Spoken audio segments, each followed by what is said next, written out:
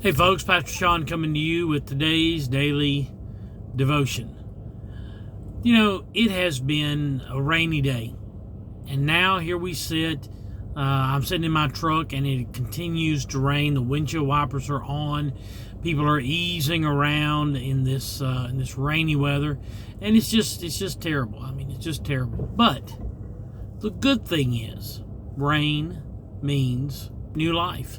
It means that new things are going to grow. New things are going to happen. Elijah is going through a struggle.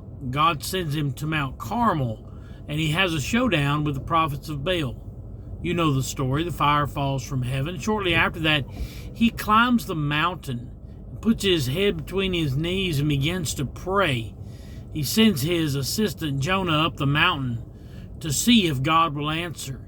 He goes up and comes back 6 times with no answer. And on the 7th time, he says, I see a cloud about the size of a man's hand riding up out of the water.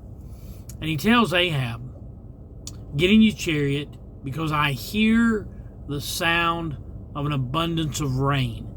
That rain births a new era in Israeli history. The Hebrew people get a new king not long after that, and things start to grow, things start to bloom, things start to blossom in their lives. Elisha comes on and takes Elijah's place because Elijah's caught away in a whirlwind and caught into heaven. So when it rains physically, we know there's going to be new life.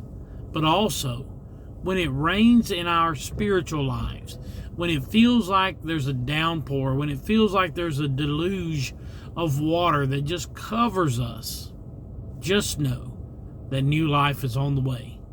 God says in Jeremiah, I know the plans that I have for you. God knows when to send the rain, when to send the sun, when to plant, and when to harvest.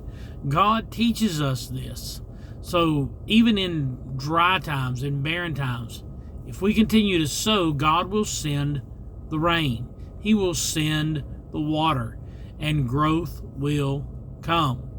Paul says, I planted, Apollos watered, but God gave the increase.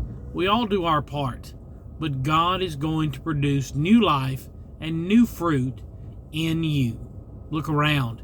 Is there something you can sow? Is there somewhere you can sow so that God can send the rain and bring new life into your world? I love you. I'm praying for you. I believe you're going to have an amazing week, and I believe we're going to have a great Sunday this weekend at Irwin Hill. I hope to see you there. God bless you as always, is my prayer.